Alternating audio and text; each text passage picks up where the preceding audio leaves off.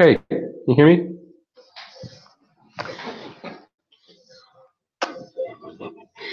I can't hear you.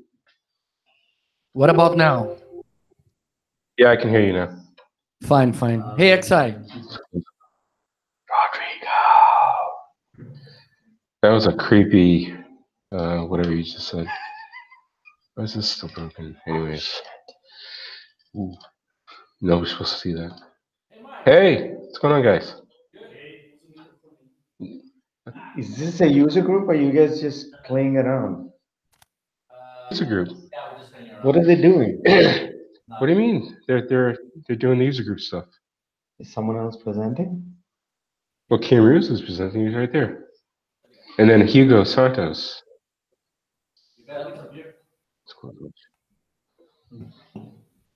Sorry, I'm just closing all my stuff and opening the proper stuff and doing the other stuff and lots of other stuff and stuff and stuff and stuff. Hey, Rodrigo. Hey, Hello there. Hello there. how you go?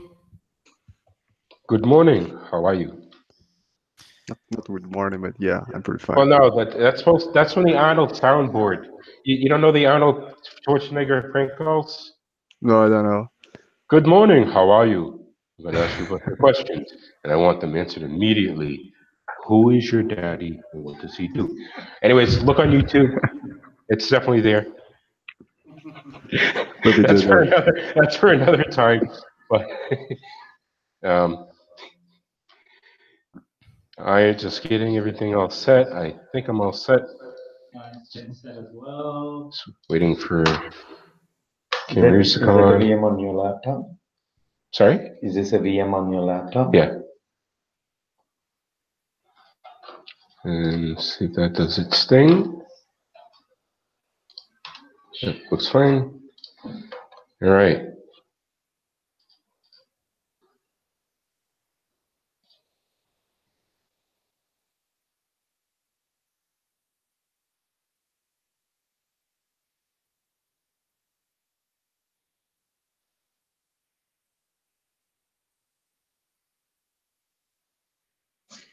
I said that when we're live, you know. Hey guys. Hello. Yeah, okay. I just need another minute to set up. Yes, exactly. We're starting in about 1 minute. I need 1 more minute. Hold up. Okay. 2 minutes ago. 2 minutes ago. It's Mike's fault.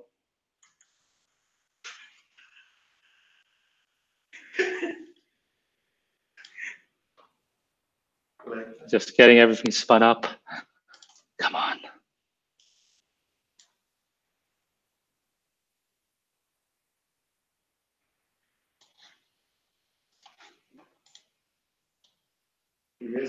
Can you fill with some karaoke or something? Maybe the video song. We actually do have some sound effects that we can use. Come on, Psycho. Wake up.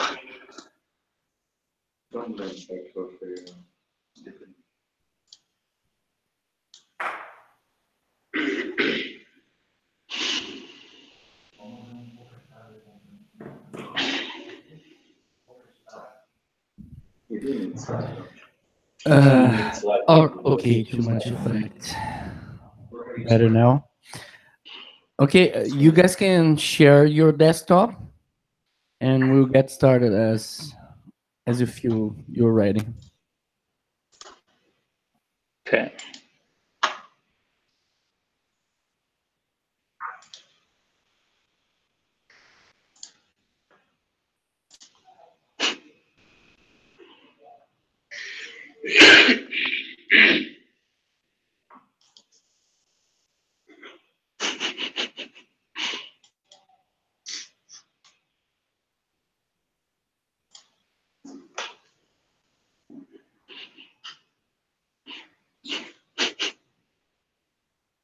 I don't even know what we're looking at the moment.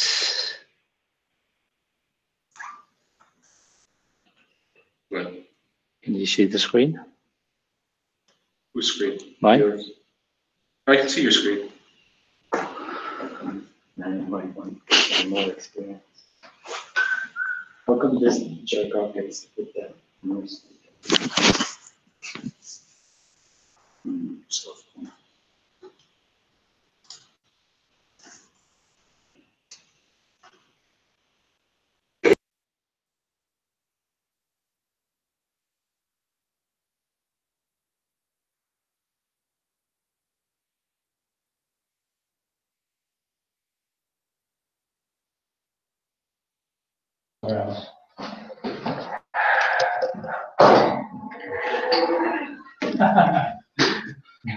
Just 1 second, guys. We're trying to get logistics involved here because we had an echo going on in here. So we're just resolving that. And we're going to use one mic from one laptop. How does that sound? I don't hear you. Can you hear me? I can hear myself through the speakers. Oh, you can hear it. Okay, never mind. Which is a little bit weird, but we'll assume it works. Rodrigo, are you on mute? Yes, I was on mute. Sorry, I just wanted to make sure the audio is working because we had to combine microphones. All right, so we're ready to go. You're ready to go? Okay, Yep. cool. Okay, so I will kick off this real quick. Welcome everyone to our Sitecore user group in Brazil of December, the last one in 2018. Looking forward for exciting presentations next week. Our pipeline is shiny. We're happy for that. Would like everyone to let everyone know as well that the call for papers for SUG-BR is open. It has opened earlier this year, and they have special requirements that has been transmitted in a webinar. The webinar is available for everyone, and I will drop a link in the description of this video later. Okay, so I will let you, Mike, get started.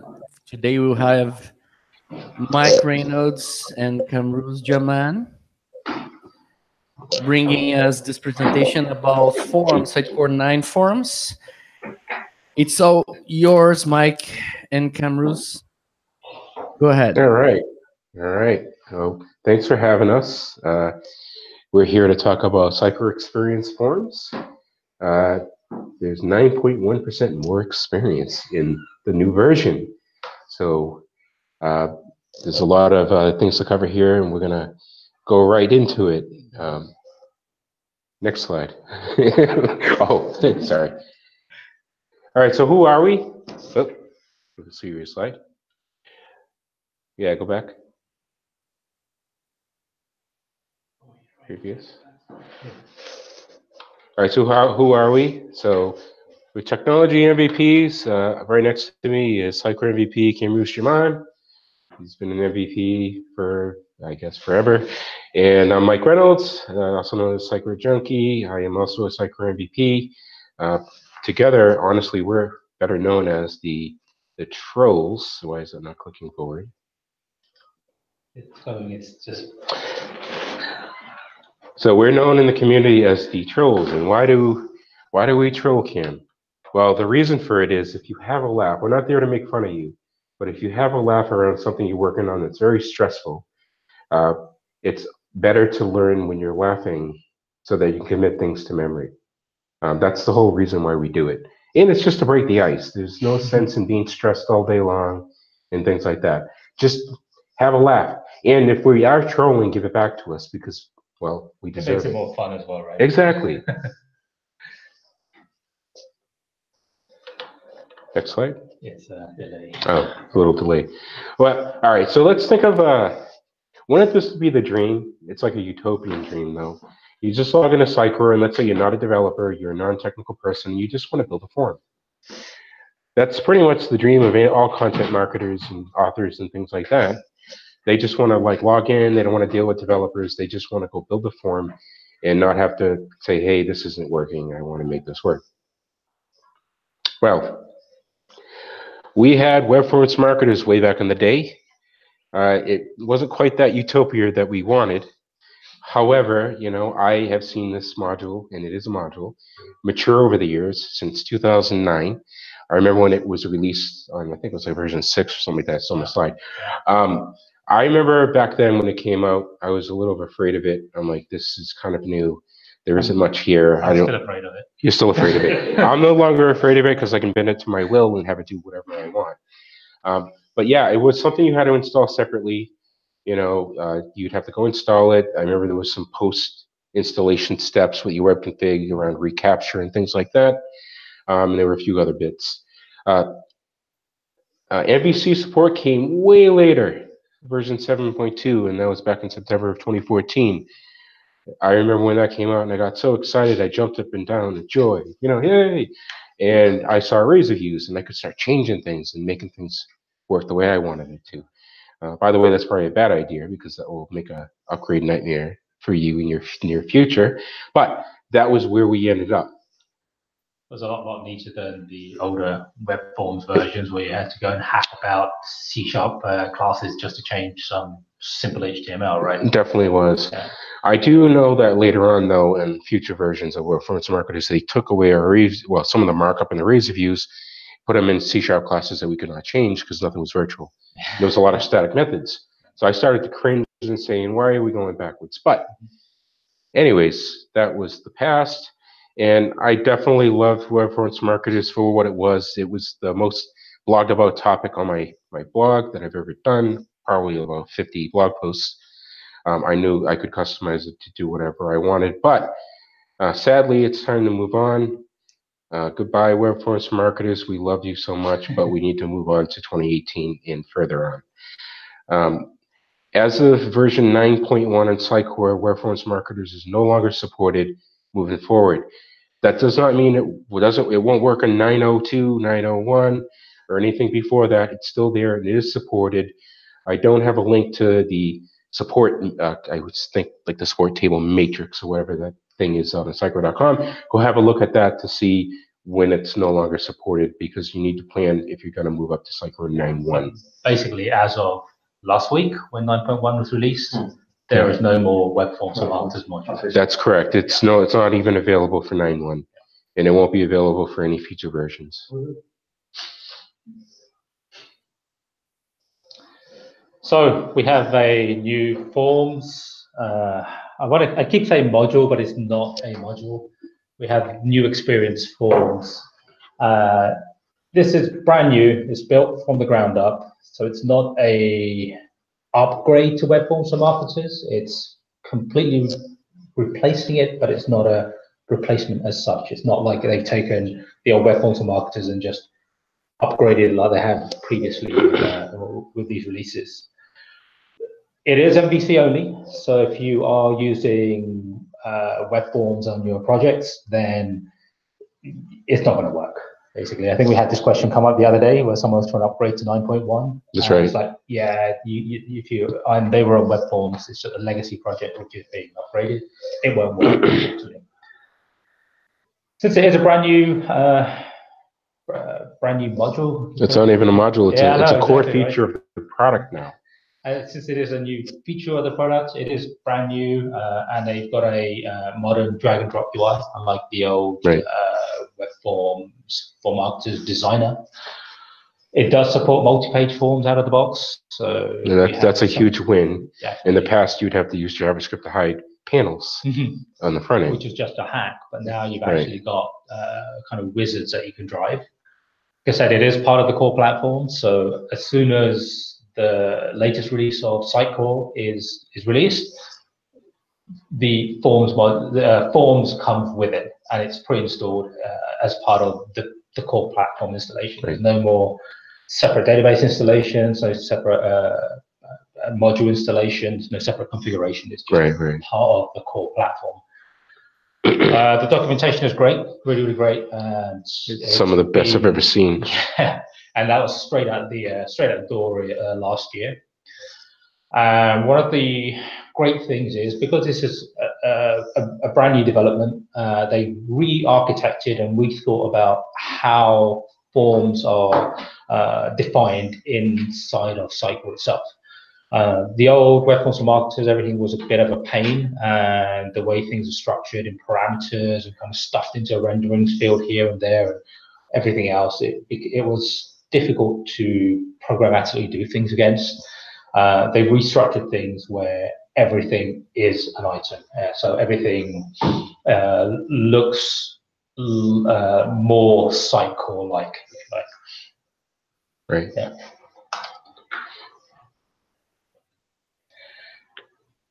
All right, so we have a form builder. It's pretty much, it has a modern interface, drag and drop, similar to how XXA works. If you're working with XXA, it's not exactly the same thing, but very similar. You have a panel on the right where you could drag fields right into a leftmost pane, and then it just pops right in after you see it spinning. Inside, I'm going to show this actually in action, but just want to call it out.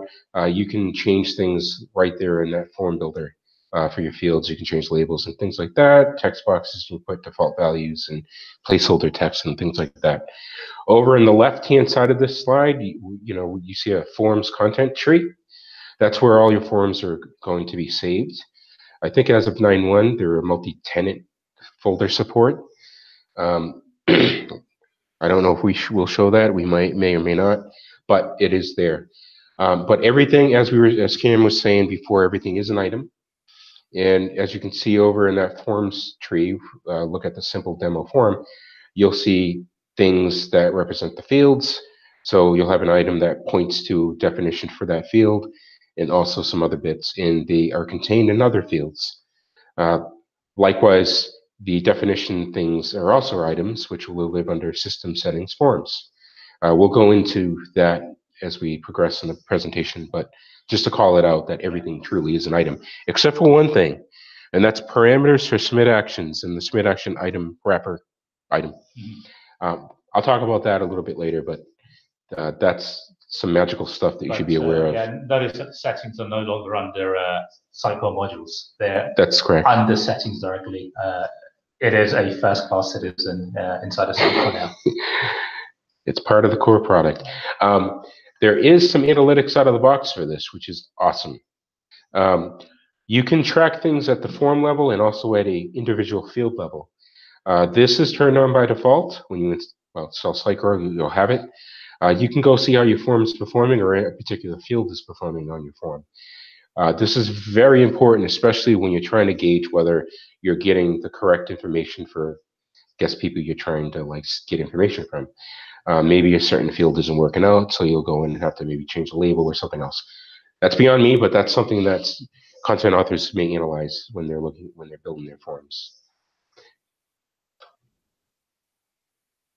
Also, all this stuff is saved into SQL Server in a new database called Experience Forms. Sure, there will be a prefix to it. It'll be the name of it'll be the same prefix used for all your databases for Cycler, but everything is stored in plain text. We'll talk about encryption a little bit later, but just to call it out, it's a very normalized structure. There are only two tables here, one to store things for the forms, and another thing to store things for the fields. And they cross-reference. One cross-references the other, and it's probably for a key entity or something like that. You can change where this goes, and I'll also talk about that later. But right now, no, it's out of the box. If we look at historically web forms for marketers, a different product, it was saved into SQL Server, went over to MongoDB, went over to SQL Server again. Yeah, you could use MongoDB, you could do either or, and now we're back over to SQL Server and we're staying there. But if you don't want it to stay in SQL Server, you can change that, and we'll talk about that soon. Okay, so we did mention that this only works with MVC. If you want to make this work with web forms, well, I'm sorry, it won't. If you are using web forms, you probably should consider moving over to MVC very, very soon, because Microsoft will sunset coming soon. I don't know when. I don't think anybody does, but it's coming. I'm trying not to cry wolf here, but it is coming. You definitely will have to consider it. I'd say it's already gone. No, it's still, well, support-wise, they're going to stop supporting it. Goodbye. It's adios. It's gone. I think that MVC Um, is sailing and people are still trying to jump on at the Yeah, moment. Right? eventually, like, you'll have to go look at old posts somewhere to show you how to do things. But really, it's a dying thing, and it shouldn't be used anymore. Anyways, um, in order to use this, you have to have an inside-out rendering or layout set up. Something that Kern Hirsch can. I remember he did this at a user group way back when, but he can probably explain it better than I can. But you have to have two different layouts set up, where one is an outer one and the other one is an inner one. I'm not going to go into details about this because there is documentation on Psychro.com about this. But the idea is, it's in order to get these field helpers, I think, to work properly. And these are for, you would actually set your style sheets and your scripts at your form item level, and you can have multiple of each separated by a pipe. But there's some magical stuff here. Definitely go have a read of what's on Psychro.com. I didn't do that at first, and I couldn't get to this work, and he called it out. And so I learned my lesson, and I'm just going to convey that message forward. I think I've seen this come up several times now. Right. Yeah. I know it's like a common thing because a lot of people don't expect the documentation to be there, but it is. Definitely read it before you start doing things because you'll be 100% further along than you would be if you don't. Yeah. So here's an example of it. I'm not going to go into this of how this works because I probably will mess up the explanation of it, but this is the idea. You'll have two different layout views, and one needs to have render body in it in order to properly work, and then you would have your HTML helper calls at the top, for your styles and scripts. This is actually fairly standard. MVC stuff. Right. Like, but most of us don't use like layouts and master pages, super little master pages. Cycle does that for us. So we just go straight for the single CSHTML. But the way this essentially works is the layout you reference the layout.cshtml file in your layout item in Cycle. That renders first. And then once that has done processing, the outer CSHTML is essentially wrapped around it, right, where the render body call is. So this allows your rendering items to be placed in the form. Right. And each time it goes through, it'll add the scripts and things into a collection. And right at the very end, it then does the outer layout, and therefore it's got a collection of the scripts you need on the page, and it puts them in the head. Because if you don't do that, the layout, those helpers run first, and then it inserts your scripts, and they're empty, right? So it's the order of the way they work, basically. Well, thank you for that. Yeah. Also, razor views are on the file system. Yay. But don't say yay right away, because you can go in here and start changing things, but I recommend that you don't. Because if you upgrade to a newer version of Sitecore, and let's say the product team changed something, well, you're going to have a merge nightmare, or you may lose changes, or you may have your stuff in source control, and then you do a build and you'll overwrite some of the newer features that are put into there. It's best if you need to use something that looks like another field, create a custom field. It's as easy as copying and pasting one of these razor views, putting it somewhere else, and then you'll create a field definition item to point to your razor view. We're going to show an example of that, hopefully, on this presentation. But yeah, just to let you know they're there. And also, if you want to learn more about how some of this out-of-the-box stuff works, you can just start digging into these razor views, and you can go see how Cypher is doing it. Also, this is one of the things I love about this particular feature in Cypher now. Everything for this feature is driven by a pipeline of some sort. So there is a processor for initializing. I haven't looked at it myself. I don't know what it does. It's definitely on my list of things to explore in the future, but I have looked at some of these other ones.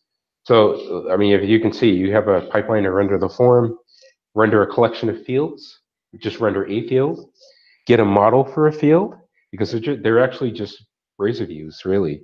They're controller, well, some of them are parcels, but we won't go into the details. There's a model for each razor view that you saw on the file system that I showed you. There's a pipeline for registering submit actions, and submit actions are similar to save actions and web forms marketers, but it has a different name, and it does something very similar, but they're very different. Also, there's a pipeline for executing your submit actions. This one in particular is something I've investigated where I wanted to get Sitecore IOC to work with submit actions, because you cannot put submit actions into the IOC container because they're not sourced from there. Under the hood, there's reflection being used to create them. I created some framework code to do that. My last blog post is all about that, where it does some magical, hey, go look this up in the container. If it's not there, use reflection to create it, return it to the caller. That was to set up a pipeline processor for the execute submit pipeline to make IOC work for submit actions or anything else. That includes the validations that are also in forms. There's another pipeline for submit error. I haven't really looked into that too much, but it's kind of obvious what it does. But yeah, if I ever get around to it, my newest blog post will be about making IOC work for submit actions. But just yeah, just it will come. You will see it. It will be magical. Demo time. All right, so we're gonna have a look at this on a real instance instead of slides. This is where I'm gonna wait for the caches to warm up a little bit, right? Let's try and tempt this a little bit. So one thing we mentioned earlier is everything. It does only work in MVC only mode.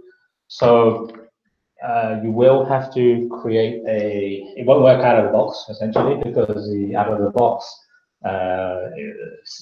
default page is a ASPX page with a configure SLT controller. So it's a bit of a shame that you have to create something of a skeleton to get a demo page up, but we knocked this up very, very quickly. All of this functionality is out of the box that we'll be demoing. The only thing we've done is included a bootstrap CSS file from CDN. There's no other huge bits of customization unless we point stuff out. So let's see where we wait for the wake up. Yeah, sorry, I should have. Just waiting for Sitecore to load. Sorry. I gotta try the 9.1. So this is a 9.0 demo. So sorry, couldn't get a 9.1 instance up quick enough, essentially. But we'll call out changes when we get there. We'll call out some changes a little bit shortly, but very, very simple form demo. As you'd expect, straightforward. Identity theft. You like spam, right? Yeah, I like spam.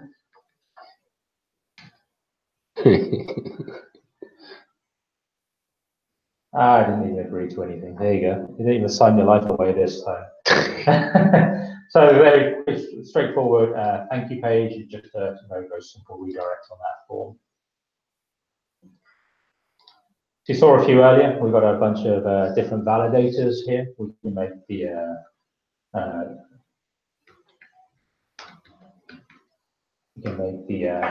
fields mandatory. We can also put in some restrictions for ranges. If you have some sign-up things, it can't be 125, so not too old, you know. That's ageist. They might give them a heart attack if they see what kind of code we've got in the background. So good thinking. We don't want to scare them, right?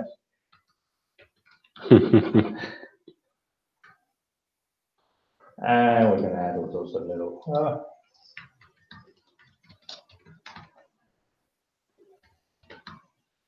And again, all the validation passes. Hey, and we're good, and we redirect it.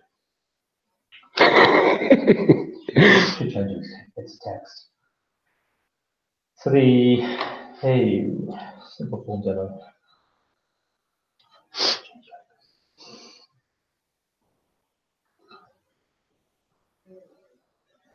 Again, another should have warmed up the instance.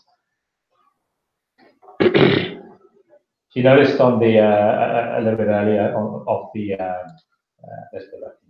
launchpad, we've got a new forms icon. So this leads us into the application, and we've got a list of all our forms. This particular one, I have set an icon which you can set. You can select whatever thumbnails you want from the media library to prettify them and make them a bit more easy to easy to view on the dashboard. So pretty straightforward. We've got a, let's go back.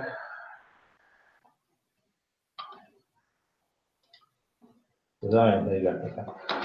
So on the right hand side, we've got our control panel essentially. Under the basic, we've got a bunch of field types. The ones in blue are out of the box. The ones in beige are custom ones that we have created. Very, very simple to do. So there's a number of different field types. Most of them you'd expect. So maybe you will need a few more. You have a bunch of different list types. We have demo that a little bit later. You've got some security fields, which in this case is password. And then you've got some structure field types. You've got a section, and you've got a page, and you've got your submit buttons. We'll go through those as we go through the demo.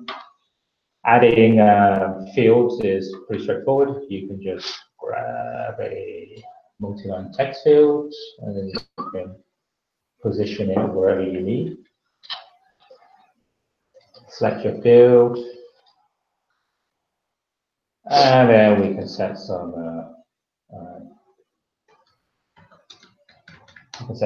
label fields. By that, instantly will apply in the designer. We can set some field names that we need to refer to it by, default values, placeholder text. This field type, I can obviously set a number of rows. I can increase the field length. And there's a bunch of validation that you can apply, and we can control the styling for the actual field, input field itself, and then for the label separately. So if we do some bootstrap type things, we can go ahead and configure. We saw this the screen earlier for performance testing, so we can enable and disable on a field level, and we can also not save a particular field into the database. So if you've got some sensitive information, you can still access that information in your custom save actions. So if you need to gather a social security number or credit card number, a good example. If you're not using Commerce, you could send that to a payment gateway, and you're not going to save it to your database. Yeah. So pretty neat. Let's go ahead and change those. Validation demo. Let's skip that one and move on to a few more interesting things. We've got a bunch of different field list types. So I've got one in here of countries. I've got a list box type, a checkbox list type, and I've got a radio button list type. Do a double on this one, shall we? Take a look at that in the back end, in the designer. So as you'd expect, we've got these different types of lists. We've got drop list, list box, checkbox list, radio box list. Pretty straightforward.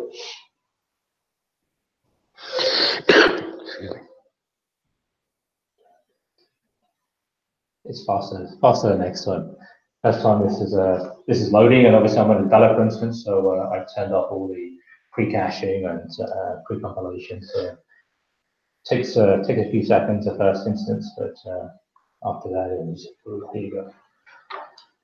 So this particular case, I've got a dynamic data source set for this field, and I can just select a list of items. I think this is fairly similar to what we had in previous versions of Sitecore.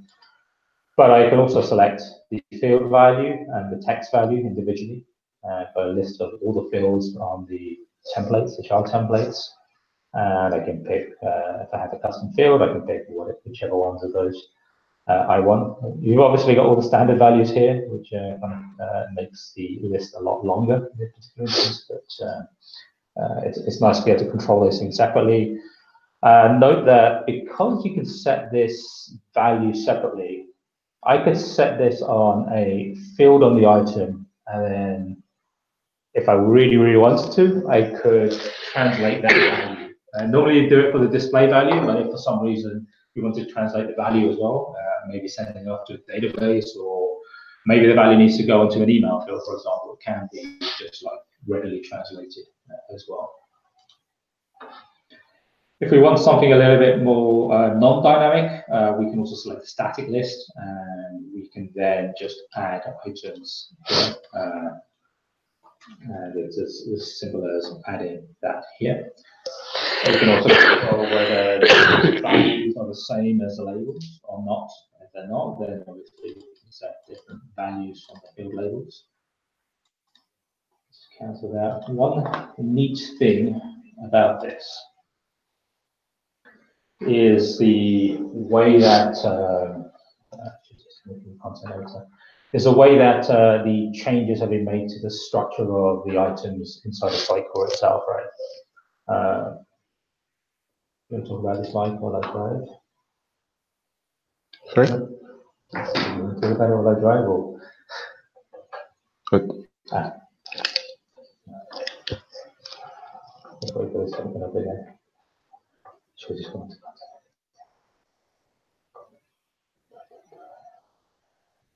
There you go. So just like in the Launchpad, we've got a new forms item under the site core item. On 9 version, all the form items live directly under here. right. And we mentioned that everything is an icon, is an item. And as soon as you start to expand these things, you notice that actually, yeah, it is really, really simple. Like I have a section with a list box to the degree that I can actually right click and start to insert field types if I really wanted to. Yeah, you could add fields this way, but Yeah. I mean, you could. I wouldn't. Yeah, But yeah, it would work. right? But the interesting thing is that list box that we have with the list of colors.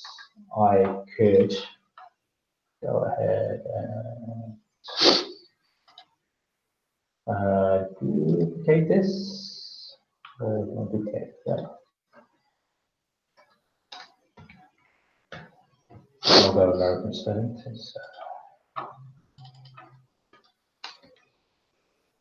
Say there. I think that will work. Yeah. And reload.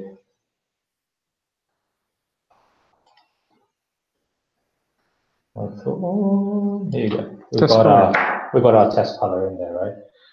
Now the neat thing about this, it is item driven. So yeah, you're not going to really want to start doing this from the content editor, really, especially as a user. But if you needed to make a change, let's say I need to rename all these items, or I need to add a new item, or I need to add a new country, or a new title, or whatever, it's now really, really simple to write a PowerShell script to just zip through all your items and add a new item or update them or whatever you need, right? The old web forms marketers, you start parsing out the parameters field and this, that, the other, and that was not nice. No, it was interesting. Yeah. So now everybody loves some Bootstrap. So here's a very simple, I say simple, layout that we've done using Bootstrap. So we got a 50-50 row, a one-third row, and then we've got something else. And this was pretty tricky to do with forms for marketers due to the way that the markup and stuff was done. Now, again, as I mentioned earlier, this is all done using out of the box. The layout is a little bit complex, I'd say. But what we've done is we've used a combination of these sections down here and then applied Bootstrap styling to it. So that is a section. I've added CSS class of row. Within that row, I've added another section, and I've applied a, see that a bit better, I've applied a col medium 6. I don't even know what this one is, I can't remember. My Bootstrap is slipping my mind at the moment. I think it's a mobile. Yeah. And I've got another section with a row, and that has a 4, a 4, a 4, and then my section with, oh, there you go, a 10 and a 2. Right. Now, this doesn't look very pretty. The reason is on the front end, we've used Bootstrap 4, and this backend designer uses Speak, and that uses Bootstrap 3.2. So it's a bit of a semi-live editor, and obviously this editor is inserting all its own little bits of markup to get this stuff in, kind of like you would in the Experience Editor. So it's kind of live, but it's not exactly live. But the good thing is you can set up this kind of structure, this kind of layout, and then we can actually save it as a template. And then we've got a template, we've got a bunch of, we'll have a template list, and our users can just go in and then create a new form based off of an existing template that they can just select and then give it a new name and save that as they need.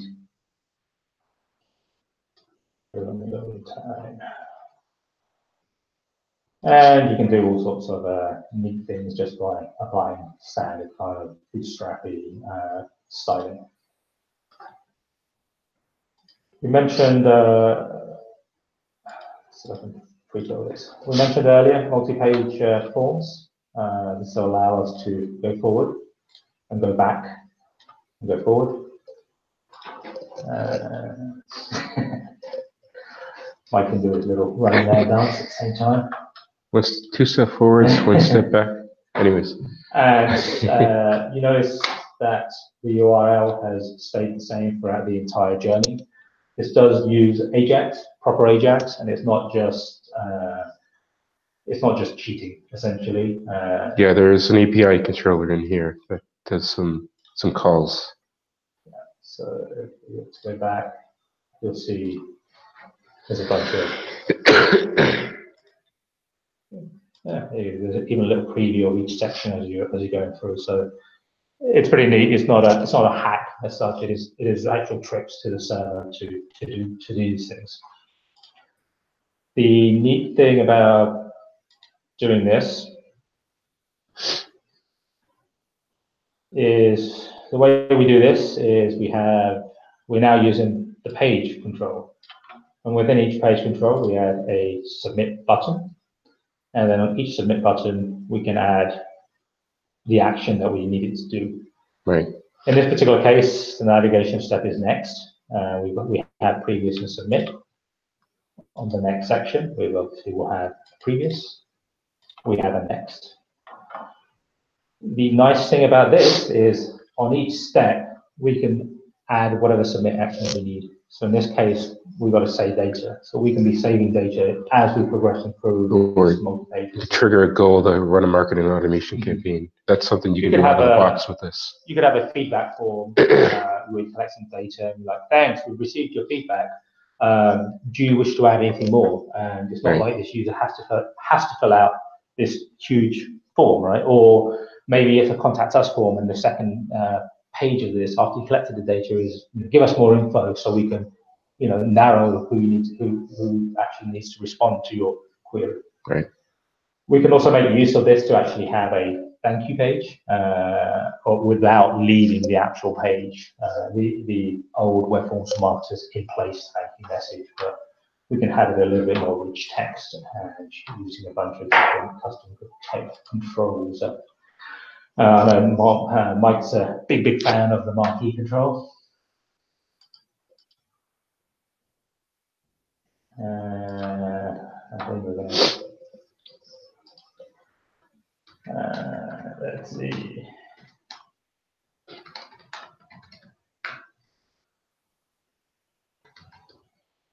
Let's see if I. This is actually his email address. Huh? Well, he's not here.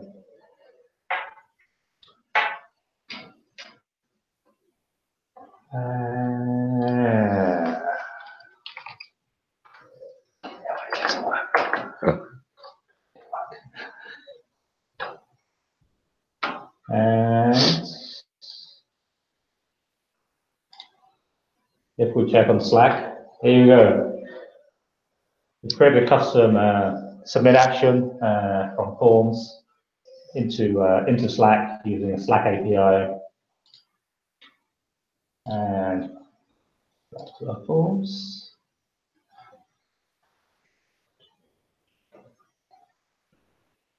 So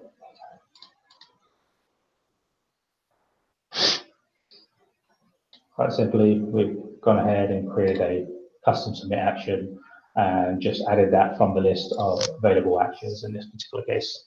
We've got a slide of the demo code on this as well. Yep. So we can quickly show this one, and one last little demo. I realize we're pretty short in time as well. 3 minutes. This always happens, Mike. There is a lot of stuff on this. I mean, this is a I mean, we could talk all day on this. I mean, there's so much in here. So much good stuff in this. But your homework assignment to actually go and have a look for yourself, and I want a report by next week. I would custom everything. And Mike went ahead and created a custom field, as you saw earlier here. I'm not going to add to it. Yeah, it's just a range control. Yeah, but it's a range control that you can. It's really tricky when you have things that are drag and drop. But I've got to stay within the tracks here. Yeah. But you can set default values, minimum values, maximum values, steps that should be increasing by. And so this is done in Speak, so you have to hook up a bunch of stuff in the back. You need to have Cycler Rocks installed. You need to be very savvy on Speak. But if you really want to do this without Speak, you can go into the core database and manipulate things. But I don't recommend that because that's what I did here, and it was not fun. But the documentation is pretty good. There are a couple of examples of some custom fields and submit actions, actually, I should say. So we didn't want to go too much into this, but yeah, it is all, so nicely triggered. It's pretty. It wasn't too difficult, right? No, it wasn't too difficult at all. It was just a few moving parts. Mike went a bit crazy with his dependency. Yeah, I kind of made that. It's a bit more complex than it probably needed to be. Right. My point of view, anyway. Anyways, here is how so all submit actions without the IOC stuff I did have to inherit from the submit action base class. The particular type that you're inheriting from, where this is a string in this case, has to do with a parameters value, which is a JSON object that would live inside of your submit action item wrapper under your forms content tree. You can put a JSON object in there, and that could be hydrated into a POCO that you would define in that type in that base class inheritance. Anyways, there's a blog post on this. Go have a read of it. It's definitely a good starting point for creating these. Yeah, it's a bit of a trick. See this string here. Yeah. If you use string, then you have to return through the execute method as well. Submitted form values you can get out of the form submit context object. Just to let you know. Yeah, so it's a collection of form items. It's right. Form context, form submit context, or fields of stuff, right? But yeah, with the submit actions, there is a bit of a trick. Have a read of this blog post by Zhao. It covers the different scenarios. I think it's called Keep People Out on that one. Also, some validation, you can add custom ones if you want. Similar sort of paradigm. You have to inherit from a base class with a certain type. There's a blog post on this. Go have a read of it. It will definitely walk you through the steps of how to create these. This is something I want to explore in the future myself to see if I can make it do some magical things. Yeah, I think you can, and so there's a bunch of base classes you can inherit from. So validation example is a very basic one, but there's like regex validation element and stuff as well. So just look at the default ones and do what you need it to do, right? Now, custom fields are a little bit more involved. It could be from very simple as copy and paste an arrays view and making a definition item, all the way to be using Sitecourse Speak to create, some custom property editor boxes in the right pane. There is documentation on this. It'll walk you through how to do this, and including how to do things with Speak, which is great. Definitely go have a read of this. I'm not going to walk you through that range field because I know we tried that before and it took forever and I got lost. Yeah. There was too many moving parts because I made it too complex. Yeah, every time I Speak, it feels like I'm just throwing a grenade in and like hoping for the best, you know. Right, exactly.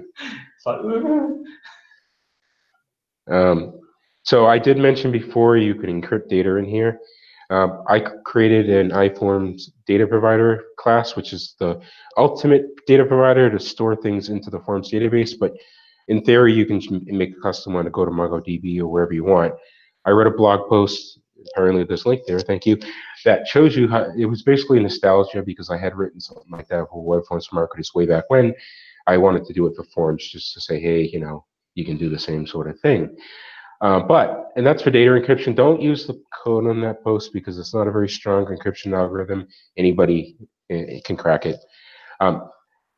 In theory, you would never use such a thing because you could just encrypt data in SQL Server 2016 by checking a checkbox. and But- that would encrypt everything inside core. Like everything. Yeah. So if somebody walks away with your database, you should be okay. Field value storage, we kind of talked about this, but you can turn it off for saving certain fields. This is especially important maybe for GDPR purposes or things like credit card details or whatever. But if you're going to do that and you're not going to save it into the database, make sure you do something with it in a custom submit action. Because what's the point of having the field if you're not going to act on the values submitted by the user? If you're a Nigerian prince, but you should leave. it Yeah, checked, of course. right? Oh yeah, that's exactly what they want. So there are some things missing, although some things do exist on 9.1 now. So there are some fields missing, in particular the social security number one, which never understood why that was there. Credit card number, you like that one? The credit card number is missing. That's really an important one. I've used that actually with Workforce Marketers. But anyways, those are missing. So if you want those, you have to go add them yourself. Rules engine support was not there, but now we have conditionals on 9.1. So it's kind of like a rules engine sort of thing where you can have conditional fields, but we don't have a demo of that. But definitely go have a read and have a play of it because it's pretty cool. I've seen it. There are some submit actions missing, like a simple send an email sort of thing. There is a, hey, integrate this with the EXM out of the box, but if you just want to send a simple email without using the XM, you can't unless you build a custom submit action. Multi-site support did not work pre 9.1, the multi-tenant folders in the forms route. That is now on 9.1. You could have created folders in the forms route and it would read it from those places, but you can't really create the folders in 9.02 and 9.01. But you can in 9.1 now. Workflow support, that does not exist. It didn't exist for Workforce Marketers either, I don't believe, so maybe it's not a big deal, but I don't know. It might be kind of cool to have some of these in Workflow, don't know. And there's no event queue. Maybe there's somebody's looking into centralizing this with the EXM one. That would be a great thing to centralize the way some of this stuff works, but right now we don't have anything. That's not there. And they kind of just called this out. Oh, there's also, you can pre-fill form fields using query string parameters. That's new on 9.1. There's a provider. There's a provider. Oh, there's a provider. Yeah, it's a provider-based form pre-fill. So if you capture some data previously for a user, you can use whatever logic you need in there, right? It's just a provider again. Yeah, right? Awesome. You mentioned the multi-site support is new in 9.1. That's a multi-tenant thing, yeah. right? And then the conditional fields. Conditional. So oh, you have a screenshot. Yeah, so you have a new. So for each field, you can for each field, even for each section, actually, you can actually do conditionals on sections. So if you wanted to skip parts of a wizard of a the multi-page support, you can start to skip bits of those or hide and show fields based on if they selected the US and show the state field and that kind of stuff, all from within the editor, and then you've got a nice little conditions list for that particular field. Nice. Really neat. Anyways, there's some stuff done out there by the community. I definitely recommend doing this. If your homework, please go read this stuff, and I want to report by next week. But I've written a few things. You can go find it on my blog. Even Rodrigo, who's here, has written some stuff. Go have a read of his stuff. Very good send email, actually. Yeah, I saw that. Very thorough. I thought it was pretty awesome. I'm not just saying that because he's here. And a lot of use cases. Yeah, so it's really neat. There's a lot of functionality. So probably my go-to one at the moment. And then we have Bart Verdock's. I guess this is like a module, isn't it? Is it? Probably a module in itself. He has a module. He has some stuff out there. Definitely go have a look at that. It's a lot of extensions for forms. And then, And there's a million more, but we can't write everything on a slide because Goran, you know, a bunch of, we can make the font as small as possible, but it will fit. there's a whole heap. There's a lot more coming from the community as well. And if you want to migrate from web forms marketers over to forms, well, I'm sorry, you can't do that because they're two different things. I like to use the analogy of it's like putting horseshoes on a car. Why would you do that? They both are make you mobile, but there's no point in doing that. They're two different animals here. There's no point in doing it. You can. There's nothing out of the box, and if you go and try to build something, you're just going to waste your time because it's probably going to take you forever. And so it might be time to revisit some of that old code anyways, and just move over to MVC maybe, or whatever it has to be, and then you'll make it clean as possible with IOC, won't you? But anyways. And then 9.1 doesn't have a web forms masters module at all. It's not supported after 9.1. There's no module at all. Well, any questions from anybody? I know we just went through a lot of material, but yes, guys, we do have a few questions. Great. Edipo is on the line asking, you're talking about migration, how hard it will be to move from, you know, existing web form for marketers forms into Sitecore forms. Attached to that question comes like he's working in a project with you guys, I guess, where he's using web form for marketers because the client will not update to 9. And, you know, what should we do? Should we start with web form for marketers and later face the consequences of the upgrade, or do like custom forms? What's your takes on this? It sounds like a multiple part question, Hadipo. Basically, you know, if you're going to move over to forms, whatever you did in web forms marketers will have to be rebuilt. So it's not really migration per se; it's really a rebuild. So keep that in mind. If you're building anything complex, you'll have to probably do it again. So what should you use? It's a bit of a difficult one, really. With a lot of the forms module, with 8.2, there's a lot of save actions and that kind of stuff, which hasn't been migrated, right? There's no port of it to Experience Forms. So right. if you needed those, you're going to have to write those yourself. Yeah. Certainly, some of the projects I'm working on, we have a dynamic CRM connector, for example. I think the Fusit Salesforce connector, which is a pay-for module, that is not available for Experience Forms. So if you are using those things, then it's a tough one. I think you're going to have to really think hard about which way to go. I don't think there is a go for this one or go for that one. It is really what functionality are we using? How hard would it be to build it ourselves? If we can't build it ourselves, then what's the migration pain going to be in the future? I think you could probably migrate some stuff programmatically. It'd be really hard, but even if you migrate forms to the new Experience Form, web forms marketers to Experience Forms, the form definition itself, you still got to think about all the data that's being inserted as well. So right. It's more complex than it seems, right? Right. So it's a bit of a tough one, really. So you guys are saying that will not be like an automated tool to migrate? No, there needs to be human intervention for this. Maybe actually more than one human, probably. Yeah, I guess that's the answer everybody was looking for. Diego, you have a question? Go ahead. Have them input all the forms again. Diego has a question here. Go ahead. Hey guys, great presentation. My question is, I'm not sure if you guys have seen this, or how hard.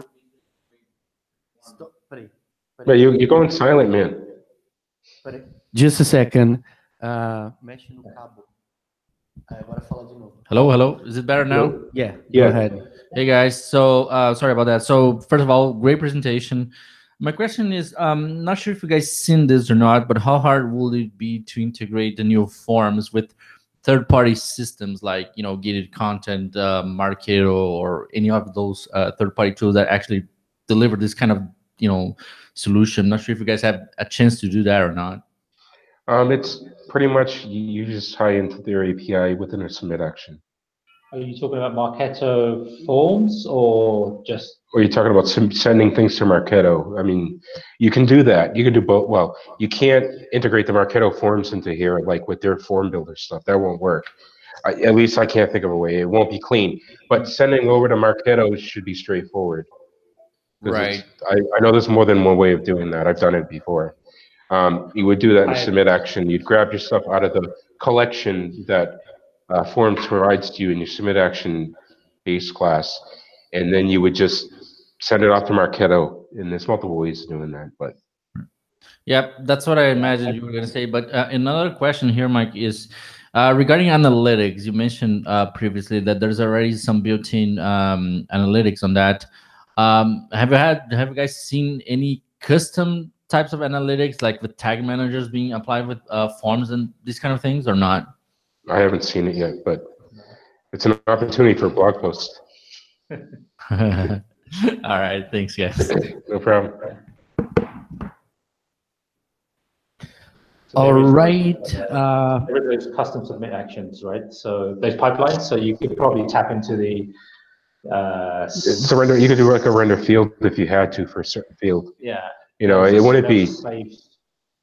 Save action Yeah. pipeline, right? So Yeah, it would be pipeline to Yeah. put those tags on those fields. It's definitely doable. Yeah. Anyway, sorry. Nice. Anybody else? No. Thanks for your mention about my module. No problem. That'd be $20, please. Yeah, $20, $20. Well, Yeah, thanks again, full guys. warranty. We appreciate it. Thanks, guys. Well, thank you. Thanks, Mike. Thanks, Jimmy. Thank All right, you. man. We'll talk to you soon. All right. We'll be right back in like 5 minutes, okay? Thank you. Obrigado. Gracias. Gracias. Tá cantado? Tá.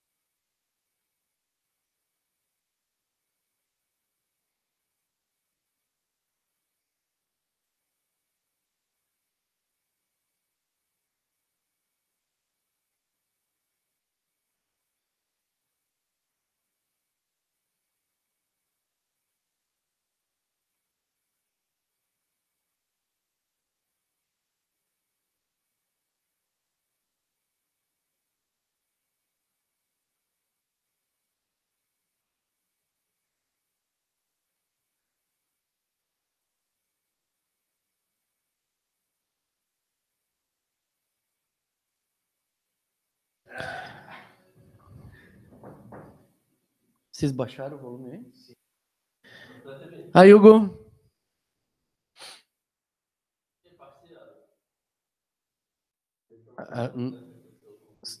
Só um minutinho, Hugo.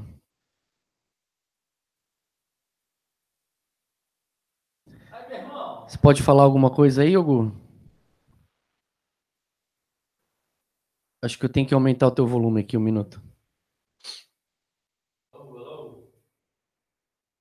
Oi. Eu acho que tu tá mutado, Hugo. Ah, rapaz, era o meu fone. Agora Agora vai. sim.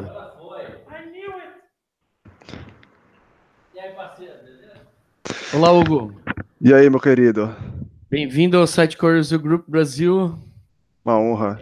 É a primeira sessão em português em 2 anos que nós vamos Nossa fazer. senhora. Então é uma honra dupla. Obrigado pelo convite, Rodrigo e Diego. Obrigado pela oportunidade. Vinícius. Vinícius também, então aí. Que bom, que bom. Ok. Você pode começar a hora que quiser, Hugo. Peraí que eu vou streamar a tela.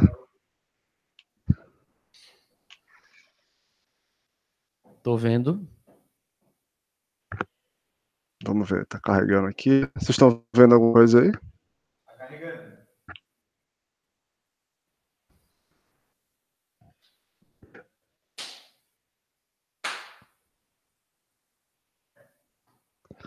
Que demora é essa?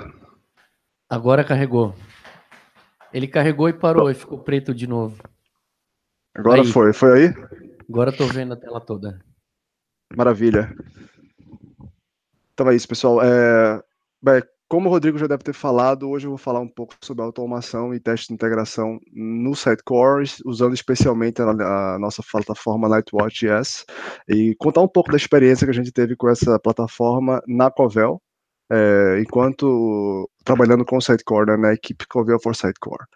Basicamente, eu vou começar com uma breve explicação de quem sou eu. Para aqueles que não me conhecem, prazer. Me chamo Hugo Santos, trabalho na Covel desde 2016, trabalho no módulo Covel Site Core, que é um provedor de busca e relevância.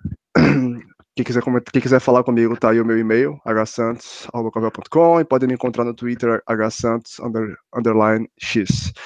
Meu background é majoritariamente .NET, tenho trabalhado com projetos .NET há quase 10 anos. Nos últimos 4 anos e meio, tenho me dedicado à plataforma Sitecore. Comecei desenvolvendo sites, hoje em dia, faz os últimos 2 anos e meio, tenho trabalhado com o módulo, né, o módulo da Covel, trabalhando de forma mais dentro do produto. Eu vou começar com um pouco de motivação, o que é que levou a gente a se preocupar com isso, né? Por que a gente está preocupado hoje em dia com automação e teste de integração com o Sitecore no nosso projeto?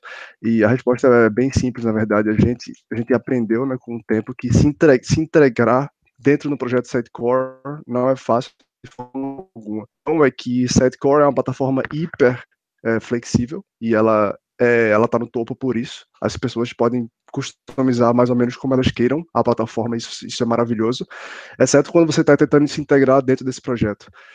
Fica quase impossível prever todos os cenários que a gente vai estar sendo instalado, e a gente vê isso praticamente mensalmente, um corner case, um cliente mais criativo, e a gente acaba tendo que consertar esses problemas, e isso vezes 3, né, porque a gente trabalha a gente suporta ainda essa versão 7, 8 e 9, e todas as minors que vêm com essas versões, e a gente aprendeu isso na prática, que cada vez que a gente conserta um teste desse, reproduzir esses testes manuais a cada nova release virou um problema. Especialmente porque a gente quer soltar releases mais frequentes. Hoje em dia, a gente tem um release cycle de 2 meses. Acaba que, no pior caso, os nossos clientes vão perder aí 2 meses de correção de bugs e de novas features. E a gente sabe que, bom, o cliente, quando ele instala nosso pacote, né, é isso aí, ele não vai dar upgrade de jeito nenhum, exceto se ele realmente tiver que dar upgrade para continuar com o site dele funcionando. De outra forma, ele não vai atualizar. Então a gente quer estar sempre oferecendo o melhor e tudo que nosso produto tem de mais recente para esses clientes. E o problema com isso hoje, como eu falei, é que a gente está com um load muito grande de teste manual a cada release cycle. E isso virou um problema real para a gente. Basicamente é por isso que a gente está preocupado com automação e teste de integração, e o que a gente pode fazer para melhorar esse problema, para solucionar esse problema, é exatamente automatizar tudo que a gente pode. automatizar tudo que a gente pode, não tudo, mas é claro que se a gente automatizar 80%, 70% dos testes que faz hoje a cada nova release, já vai ser maravilhoso, vai estar salvando um tempo aí enorme e vai estar conseguindo soltar release mais frequente, que é o objetivo final. A plataforma que a gente escolheu para chegar nesse objetivo foi exatamente Nightwatch.js. Para aqueles que não conhecem, é nada mais do que uma plataforma de teste automatizado que funciona no browser. É isso. A gente usa JavaScript e TypeScript para codificar esses testes, porque na nossa equipe 100% dos desenvolvedores conhecem essas linguagens. A gente trabalha com TypeScript, na verdade, hoje em dia, e 100% da galera que trabalha com a gente conhece essa linguagem, enquanto que C# fica restrito aos backends, né, aos desenvolvedores de backends, e a gente, no nosso caso específico, estaria deixando de lado da galera do front-end, a galera que também estaria muito interessada em criar esses testes. Foi por isso que a gente escolheu essa plataforma. Ela usa Selenium WebDriver, o que é ótimo, porque eu acho que é talvez o driver que se conecta ao browser mais usado no mercado, então ele é bem testado, bem robusto, testado pela própria comunidade que está usando ele no dia a dia. A sintaxe é muito simples, criar os testes é muito fácil, vou mostrar para vocês um pouco de código já já, e é bem tranquilo. O que é importante também é porque a gente não está com tempo para esperar uma curva de aprendizado muito longa, a gente precisa realmente criar esses testes para agora, é um problema real que a gente tem hoje. E para finalizar, a gente tem outros 4 times funcionando com esse mesmo tipo de plataforma dentro da Covel, o que facilita muito a difusão de conhecimento, a gente pode tirar dúvidas e se basear no que eles estão fazendo para começar nosso projeto já numa situação de um avanço em relação a se a gente começar com a plataforma que ninguém conhecia. Como usar a plataforma? Muito simples. Eu quero explicar basicamente esses 4 pilares para vocês. Entendendo esses 4 pilares, fica muito fácil de criar os projetos de teste, de integração, de automação depois. Foi exatamente isso que a gente entendeu no começo. Quando a gente decidiu usá-la, a gente teve uma apresentação interna e a pessoa que apresentou falou exatamente esses 4 pilares, e realmente hoje em dia eu vejo que é isso mesmo. São os comandos, as assertions, esses dois formam a base. Depois, acima desses dois, tem as páginas e, por último, os testes. Vou falar um pouquinho de cada um, né? Basicamente, o primeiro são os comandos. Cada comando, quando a gente fala de Nightwatch, cada comando representa uma ação específica, mas bem específica, não pode ser uma ação muito complexa, vocês vão ver por quê. E Nightwatch, ele vem com um monte de comando de base, out of the box. Basicamente, esses aí são alguns exemplos. O pause, o click, o set value e o submit. E só mexendo com esses 4, vocês veem que já dá para criar um testezinho bem simples. Espera uns 2 segundos e clica ali, escreve o valor ali, e depois submite o formulário, e isso já criou pelo menos uma automação básica, usando tudo que Nightwatch oferece out of the box. Tem muitos outros e realmente é bem complexo, é bem completo, ele vem bastante comando. Em alguns casos específicos, você vai criar uns comandos customs, né, customizáveis, e você pode fazer isso. Aqui está um exemplo. Nesse caso daí, a gente criou esse Nightwatch command customizado que se chama Navigate to jQuery Model Dialogues Frame by Frame. O nome é gigantesco, mas o nome dele é bem importante, porque o nome do comando, o nome da classe TypeScript, vai ser o nome do comando depois que a gente vai usar. E só para explicar um pouco bem rápido, você basicamente exporta uma função, chama o que você quer nessa função e é isso, só isso. No meu caso aqui, por exemplo, a gente queria navegar do nosso contexto atual para o contexto do frame que se chama jQuery Model Dialogues Frame, que é um ID que foi criado por Sitecore. Então, se vocês abrirem lá a página de administração do Sitecore, cada vez que vocês veem um pop-up, muito provavelmente esse pop-up tem esse ID. Então a gente faz várias operações de navegar para esse ID para procurar elementos ali dentro, para clicar em botões e tudo mais. E a gente viu que esse código estava se repetindo muito. Foi aí que a gente decidiu criar esse comando customizado para não ter que replicar esse código em toda parte do nosso projeto. É só um exemplo, bem simples, e realmente os comandos são muito simples. Vocês vão ver que se vocês decidirem usar esse projeto algum dia, vão criar bastante comandos, é normal, porque facilita muito a vida e deixa o código muito mais limpo, né? Mais fácil de entender depois. A outra parte da base do Nightwatch são as assertions, né? Que basicamente são validações. Você vai ter os comandos para fazer as ações e depois você vai chamar um assertion para fazer a validação de que aquela ação teve o resultado esperado. De novo, o Nightwatch oferece várias validações que vêm com o produto. Aqui estão alguns exemplos, mas existem várias outras. Você pode se assegurar que o título que você está tendo naquela página é o esperado, ou então que determinado selector contém o texto que você espera, ou que determinado item, usando de novo o CSS selector, que ele está visível naquele momento. E, bem, Nesse caso daqui, você pode criar também assertions customizáveis, é bem menos frequente. No nosso caso, acho que a gente só tem umas 3 até hoje, porque realmente o que o Nightwatch oferece de base é bem completo, e eles são um pouco mais complicados também de serem criados. Nesse caso aqui, vocês podem ver. A gente criou essa assertion customizado que se chama Elements Have Same Text. Basicamente, eu quero passar 2 CSS selectors como parâmetro, e ele vai me dizer se esses 2 elementos têm o mesmo texto ou não. Para fazer isso, uma explicação bem rápida, que a gente tem que implementar, né, uma interface que Nightwatch provê, que é o Nightwatch Assertion. Fazendo isso, você vai ser obrigado a implementar 5 diferentes métodos, o expected, pass, failure, value e o command. Esses métodos vão interagir de uma forma tal que eu não vou entrar em detalhes, mas no final das contas ele vai dar um true ou false, é isso. Se for true, a assertion passa; se for false, seu teste acabou de falhar e você vai ter que resolver o seu problema. Mas só para mostrar que você pode criar também assertions customizáveis de acordo com sua necessidade.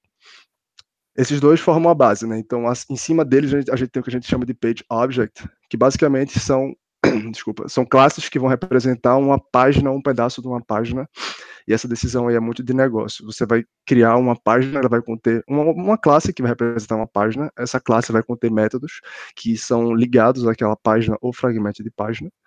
Esses métodos eles vão representar ações majors. Eles não vão, diferente dos comandos que são ações muito específicas, esses métodos aqui eles são ações realmente complexas, como por exemplo fazer o republish do teu site inteiro. Então, a tua página, o teu page object vai ter esse método vai chamar diversos comandos, e você pode ou não inserir algumas assertions no meio para garantir que está tudo funcionando conforme o esperado. Você pode inclusive chamar outras page objects e chamar os métodos das outras object no seu page object, então você consegue interagir com outros elementos do mesmo nível.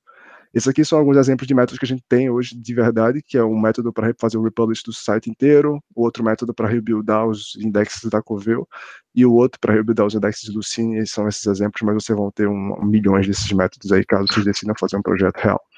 Aqui é um exemplo de uma página, né, um page object, uma classe. Esse aqui, no caso, é o Sitecore Content Editor, então ele representa o Content Editor do Sitecore. Nessa época a gente só tinha 2 métodozinhos bem simples. Como vocês podem ver aqui, basicamente a gente tem um método que vai ser o Search Home Item, é um exemplo. Esse método está aí porque a gente quer testar que o nosso indexo do Cine está funcionando. Então, a gente chama esse método para garantir que uma busca feita naquela caixinha de busca lateral ali que fica na esquerda em cima, se a gente digitar home, a gente vai conseguir ver o elemento home, e a gente sabe que no nosso site ele está lá. Então, se por acaso isso falhar, é porque nosso index está quebrado e blá blá blá. Então, se vocês olharem dentro desse método, é simples também. A gente começa com uma assertion, a gente vai wait for element visible, a gente está esperando que o search box fique visível. A gente vai esperar um determinado número de milissegundos, que é esse timeout do lado, e se ele ficar visível, o meu relatório vai mostrar aquela mensagem de sucesso no final. Se essa assertion funcionar, a gente passa para o próximo, que é um command, que é o set value. De novo, outro o elemento out of the box. O primeiro já era esse também. A gente vai setar o valor home na minha search box. Depois a gente vai fazer um click, a gente vai clicar no botão de search, e por fim a gente vai fazer um outro wait for element visible para esperar realmente que aquele elemento de home, que a gente sabe que vai aparecer no nosso result template, ali no template de resultados, que ele vai estar lá. E esse aqui é um exemplo perfeito de você estar vendo que um método do nosso page object chamou somente assertions e commands que já estão no produto de base, né, out of the box. A gente não teve que fazer nada custom, e é um teste real. A gente está criando um teste que realmente testa alguma coisa de útil para a gente, pelo menos que trabalha bastante com busca. O segundo método, que é o republish site, já é completamente o oposto. A gente não está chamando nenhum método out of the box. A gente está chamando, na verdade, outras page objects, que são exatamente as páginas que representam o Content Editor na versão 7 e na versão 8. A gente teve que fazer isso porque existem diferenças de CSS que impedem que a gente use a mesma page object com os mesmos selectores. Então, a gente acabou dividindo aí, mas é só um exemplo. Dentro de cada um desses 2 métodos, vocês vão ver, se vocês quiserem olhar, vocês vão ver que realmente dentro deles a gente está chamando assertions e commands out of the box e outros customizados também. É uma operação um pouco mais complexa. E acima dos page objects, a gente tem os testes, né, propriamente dito. Um teste, ele representa uma unidade de teste. Isso é muito importante porque na hora que você vai escrever o teste, você tem que lembrar que esse teste vai ser executado inteiramente, de A a Z. Você não consegue executar uma parte dele. E que pode fazer sentido, assim, de forma que uma decisão interna ou de negócio, você queira executar pela metade aquele teste em determinado ambiente, e em outro ambiente você queira executar ele inteiro, então divide ele em dois, vai ficar muito mais fácil depois de lidar com isso. O teste ele vai chamar as tuas páginas que você criou anteriormente, ou os teus comandos e assertions, seja ele out of the box ou não. E uma coisa muito importante é que a gente deve organizar os testes em subsections, em subseções. Basicamente, isso vai facilitar muito a leitura do relatório final, o relatório que vai dizer o que funcionou e o que não funcionou no teu teste. E caso você tenha um problema, fica muito mais fácil de identificar onde o teu problema está, sem necessariamente ter que ler o relatório inteiro e identificar através daquele monte de linha maluca que vai aparecer. Aqui está um exemplo de um teste que a gente tem real também. A gente chama ele de Search Page Features. A gente está querendo testar, né, nossas features de busca realmente no nosso framework UI, que é o que a gente chama de Covil Hive. E para chegar nessa página, a gente precisa fazer algumas operações antes. Então a gente chama métodos de outras páginas. Por exemplo, começa com login, né? E aqui é uma subsection, como vocês podem ver aqui. Isso aqui é uma subsection. A gente vai fazer o login. Se o login falhar, eu sei claramente onde é que falhou. Aqui está fazendo client, que é basicamente o Lightwatch client. Eu chamo page, que é uma lista de páginas, e eu vou e pego a minha página de login, navego até ela e chamo o método que contém a lógica de login propriamente dita. Desculpa aí. Depois a gente continua com o republish. Eu vou fazer um republish inteiro do meu site, faço um rebuild completo dos meus index Covil e chego finalmente ao teste propriamente dito, né, o teste da página de search. Que no meu caso aqui é o Covil Hive, né, o nosso framework. Mas esse aqui é um exemplo de uma classe de teste chamando diversas outras páginas que foram criadas previamente. A forma mais fácil que a gente entendeu, na verdade, de chamar um teste é basicamente criando um scriptzinho npm básico no teu package lá, JSON. Isso aqui foi botei aqui só para fazer um exemplo, na verdade, mas você pode chamar múltiplos testes.js, que vai ser o resultado final do teu build, e assim fica bem mais fácil de trabalhar, você consegue passar os parâmetros para os teus testes através de variáveis de ambiente e tudo mais. E como a gente está usando isso no nosso CI, né, no nosso Continuous Integration, quem chama o teste não é a gente, é Jenkins, então a gente fica mais fácil trabalhar com variáveis de ambiente, porque a gente varia o valor de acordo com o ambiente que está usando, seja ele de dev, QA ou production. Tudo isso dito, eu queria mostrar rapidamente um exemplo aqui de como é que funciona, um caso também bem simples, que eu fiz só para a nossa apresentação, de um teste que vai começar fazendo um republish inteiro do site, e isso é claramente uma tarefa de automação, eu estou automatizando algo que seria feito manualmente pelo nosso cara que trabalha com Quality Assurance, né?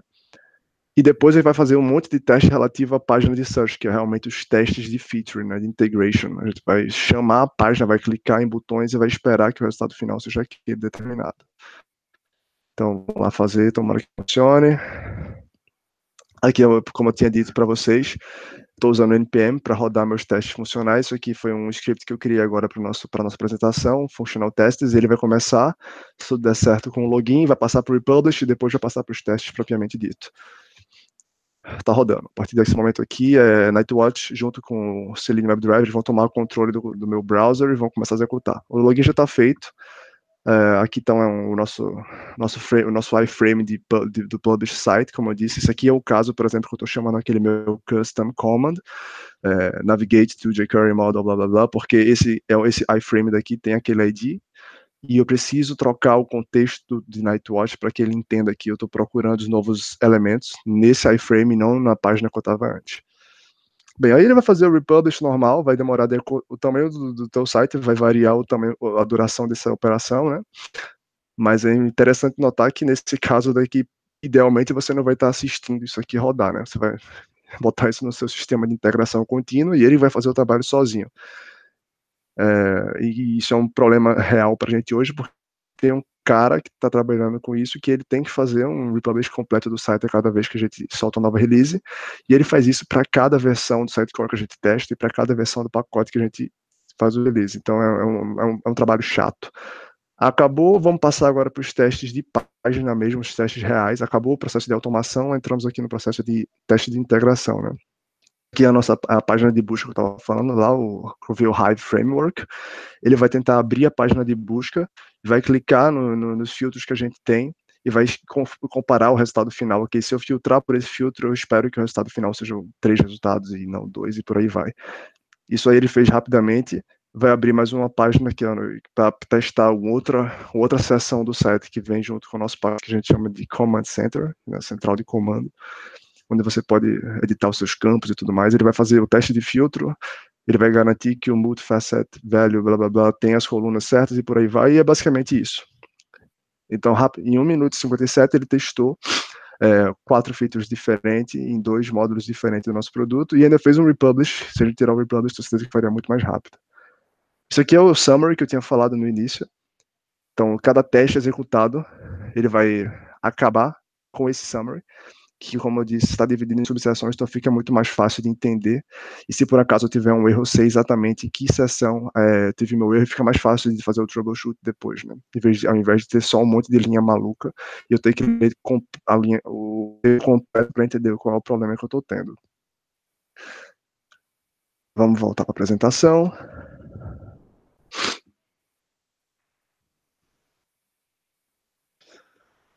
O impacto real que a gente está tendo graças a esse projeto na minha equipe é que hoje em dia, esse aqui é o status atual, né? Hoje em dia, o nosso Jenkins, o nosso processo de Continuous Integration, já é capaz de spawnar uma máquina para cada versão sitecore que a gente suporta, major. A gente faz isso hoje em dia só para as majors, idealmente vamos fazer para cada minor. Mas a gente tem imagens diferentes na Amazon de uma máquina Windows com o sitecore instalado, a gente simplesmente spawna uma para cada vez que alguém faz o merge, né, de uma PR lá determinada no trunk. Então, a cada vez que isso ocorre, ele vai spawnar as máquinas, usar a gente tem no nosso projeto para instalar o pacote da Covil e todos os outros pacotes que a Covil precisa para rodar. Ele vai instalar isso automaticamente aos caras de qualidade. Depois ele vai configurar os pacotes, vai setar a organização, vai setar o API key e tudo mais, vai fazer um full republish, vai fazer um full rebuild dos indexes da Covil e vai chamar os testes de features de buscas mais básicos que a gente já tem. Então isso tudo já está sendo feito.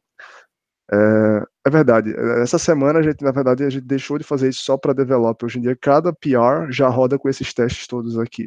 É uma novidade. A gente está fazendo esse teste porque a gente viu que não estava adicionando tanto tempo assim, porque o nosso medo era que isso durasse um tempo e é normal, né? Que fosse acabar atrasando demais o build da nossa PR. Mas no final das contas, viu que estava adicionando, acho que eram 6 ou 7 minutos. Então a gente decidiu que isso aí agora faz parte do processo também de validação da pull request. A pull request ela vai testar já os teus functional tests e se por acaso tu tiver fazendo uma feature que quebre alguma outra coisa, a gente já vai saber de cara. Antes a gente precisava realmente esperar que essa feature fosse até o teu trunk e só depois a gente percebia isso e tinha que corrigir já nas carreiras. O próximo passo. Basicamente, o próximo passo é finalmente realmente acabar, pelo menos cobrir tudo que a gente quer, que a gente tem uma lista gigante de features que a gente busca, né? Nossas features mais importantes, as cores, criar esses testes. A gente está tentando priorizar isso, e graças a Deus o nosso PO entende o problema, então ele está conseguindo priorizar essas tarefas. Junto a isso, a gente está tentando separar o conceito de task e de teste, porque hoje está tudo misturado e com o projeto que está crescendo, a gente está vendo que está ficando difícil de entender o que é um task e o que é um teste, né?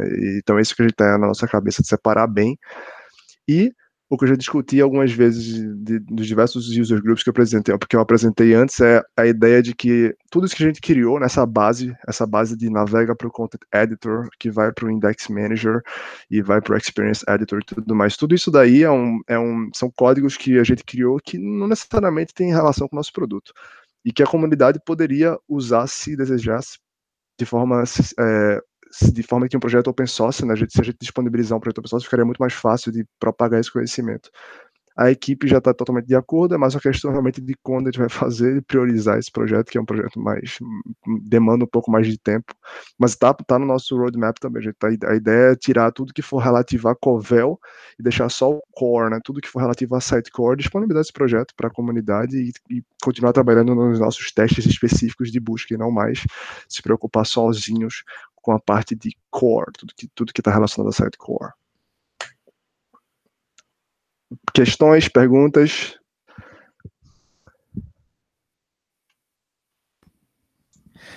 Yes, we do have few questions in the channel.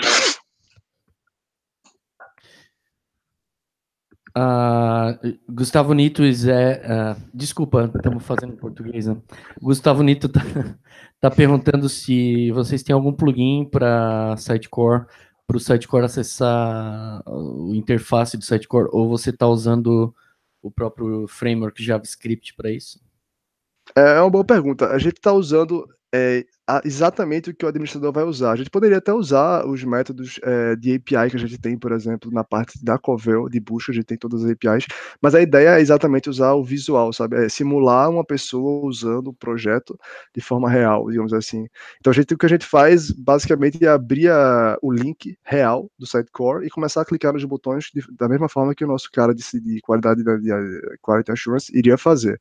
Então a resposta é não, a gente não usa nenhum plugin, a gente realmente abre o link do Sitecore e sai clicando nos botões como um ser humano faria.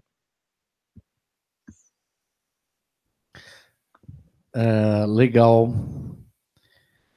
Você teve algum problema com... Porque o Sitecore, a interface dispõe de alguns iframes, né? Vocês tiveram algum desafio para lidar com isso, com os iframes? Sim, a resposta é sim. Basicamente, primeiro, esse é o problema, como eu tinha explicado, tem muita navegação, né? Então você tem que sair do contexto atual e ir para outro, e depois voltar e tal. Até aí tudo bem. Mas o grande problema é que a gente descobriu um bug no Nightwatch, que era exatamente na troca de contexto, assim, era um problema intermitente, né? São os piores problemas. E a gente teve que passar um bom tempo, na verdade, troubleshootando esse problema, que era quando a gente trocava de frame, às vezes a troca de frame se dava num determinado tempo, e a gente conseguia fazer as operações no iframe que a gente queria, e às vezes o Nightwatch informava pra gente que estava feita, mas a gente ia lá verificar com o código aquele wait for element visible, e o cara não estava visible. E esse era um bug, basicamente era um bug. O que a gente descobriu foi que botando aquele pause de 2 segundos antes, consertava, e informamos lá a equipe do Nightwatch também, que não são lá muito responsivos, mas a gente formou eles que tinha esse bug na troca de frame. Mas sim, foi um problema, principalmente por causa desse.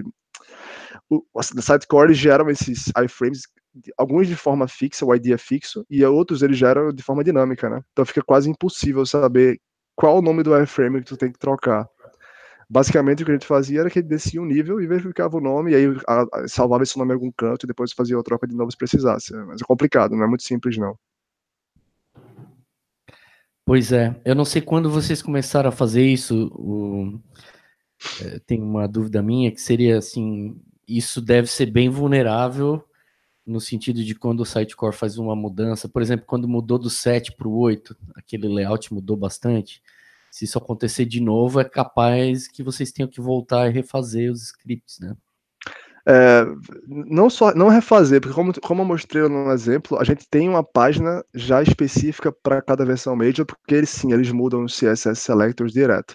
Então o que a gente vai fazer, e que já está fazendo na verdade para o 9, é que a gente vai criar uma nova página e os métodos que estão se quebrando, digamos assim, porque o CSS mudou, esses métodos vão estar nas páginas específicas de versão. Então o teu content editor lá, ele vai ter uma versão normal, que vai conter os métodos que funcionam para todo mundo, mas os métodos que estão quebrando por página, vai ter uma página, um page object para a versão 7, para a versão 8, para a versão 9.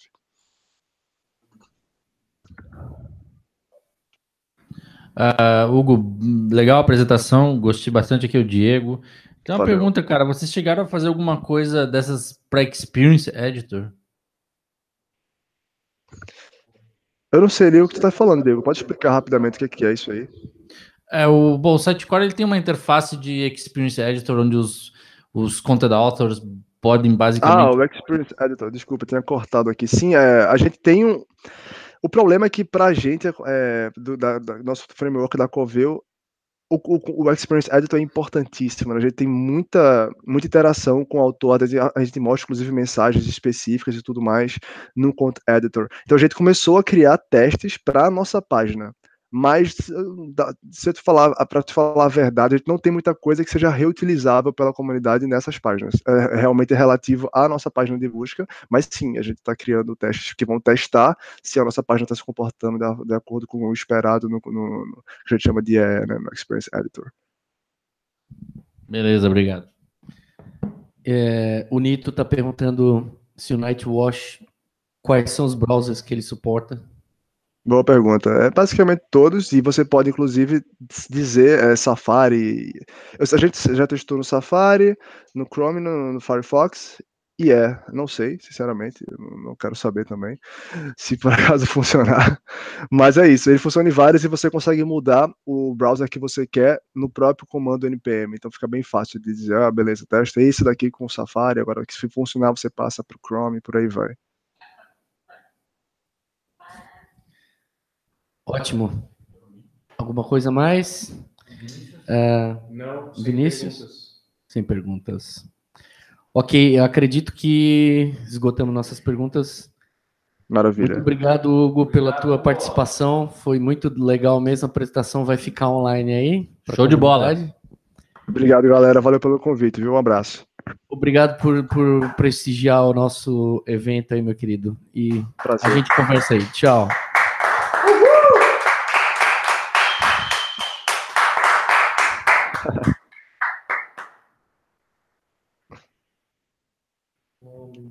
Boa noite. Pura, sou três cara.